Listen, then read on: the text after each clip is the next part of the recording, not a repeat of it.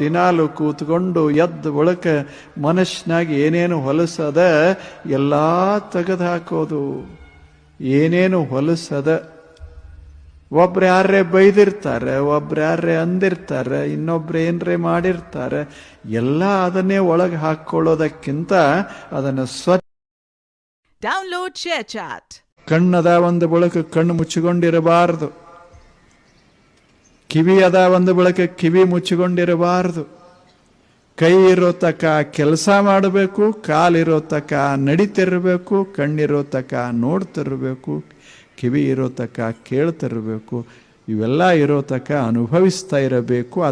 ಆದರೆ ಇದು ದೇವರ ಪ್ರಸಾದ ಅಂತ ಅನುಭವಿಸ್ತಿರಬೇಕು ಅಷ್ಟೆ. ನೀವು ಮನ್ಯಾಗ ಹೋಗ್ರಿ, ನೀವೇ ಮಾಡೋಲ್ರಕ್ಕೆ ಅಡಿಗೆ, ಆದ್ರೆ ಗೊತ್ತಿರಲಿ ಜ್ವಾಳ ನಿಮ್ಮದಲ್ಲ, ರೊಟ್ಟಿ ನಿಮ್ಮದು, ಹೋಳಿಗೆ ನಿಮ್ಮದು.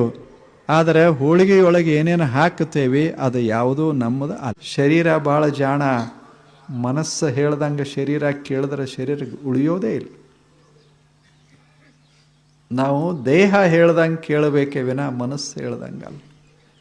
ದೇಹ ಹೇಳ್ತದೆ ಎಷ್ಟು ಉಣಬೇಕು ಎಷ್ಟು ಉಣಬಾರ್ದು, ದೇಹ ಹೇಳ್ತದೆ.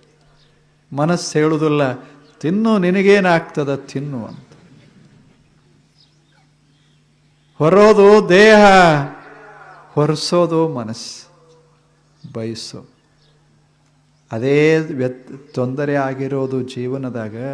ಯಾವುದರ ಮಾತು ಕೇಳಿದ್ರೆ ಆರಾಮಿರ್ತೇವೆ ಅದು ಸೇತಾನ ಸೇತಾನ ಸೇತಾನ ಕೆಮ್ತಾನ, ಶರೀರ ಅಂತದ ಬ್ಯಾಡೋ ಅಂತ. ದೇವ್ರಂದ್ರೆ ಏನು ಮಾಡ್ತಾನೆ? ಕುಂತಿಲ್ಲ, ಮಲಗಿಲ್ಲ. ದೇವರು ಕ್ರಿಯಾಶೀಲದಾನ, ಜಗತ್ತು ಕೆಲಸ ಮಾಡ್ಕೋತದಾನ, ಹಕ್ಕಿಯಾಗಿ ಹಾಡ್ತಾ ಇರ್ತಾನ, ಇಲ್ಲೇನು ನವಿಲಾಗಿ ಕುಣಿತಾ ಇರ್ತಾನ, ಗಾಳಿಯಾಗಿ ಬೀಸ್ತಾ ಇರ್ತಾನ. ದೇವರೇನು ಸುಮ್ಮನೆ ಮಲಗ್ಯಾನೇನು? Download share chat. ಮಣ್ಣಿನಿಂದಲೇ ದ್ರಾಕ್ಷಿ ಆಗ್ತದೆ, ಮಣ್ಣಿನಿಂದಲೇ ಮಾವು ಆಗ್ತದೆ, ಮಣ್ಣಿನಿಂದಲೇ ಮತ್ತೆಲ್ಲ ಧಾನ್ಯಗಳು ಉಂಟಾಗ್ತವ. ಆದರೆ ಒಂದರಂಗ ಒಂದವು ಇಲ್ಲ, ಆದರೆ ಎಲ್ಲವೂ ಮಣ್ಣಿನವೇ. ಹಂಗೆ ಅನಿಸೋದಿಲ್ಲ. ಜೋಳ ತಿನ್ನುವಾಗ, ಗೋಧಿ ತಿನ್ನುವಾಗ, ಹಣ್ಣು ತಿನ್ನಾಗ ಮಣ್ಣು ತಿಂತೇನೆ ಅನಿಸೋದಿಲ್ಲ. ಆದರೆ ಮಣ್ಣು ಬಿಟ್ಟೇನೂ ಇಲ್ಲ. ನೆಲದ ಮರೆಯ ನಿಧಾನ ಇದು. ಎಲ್ಲ ಇರೋದ ಮಣ್ಣಿನಾಗ. ಅದರಿಂದ ಹೆಂಗೆ ಹೊರಗೆ ಬರ್ತದೆ, ನಮಗೆ ಅದು ಆಪ್ಯಾಯಮಾನವಾಗ್ತದೆ, ನಮಗೆ ಹಿತ ಅನ್ನಿಸ್ತದೆ, ಅದನ್ನು ಅನುಭವಿಸ್ತೇವೆ. ಹಾಗೆ ಅನಿಸೋದಿಲ್ಲ ಅಷ್ಟೇ, ಮೊದಲು ಅನಿಸೋದಿಲ್ಲ. ಹಾಗೆ ಭಗವಂತ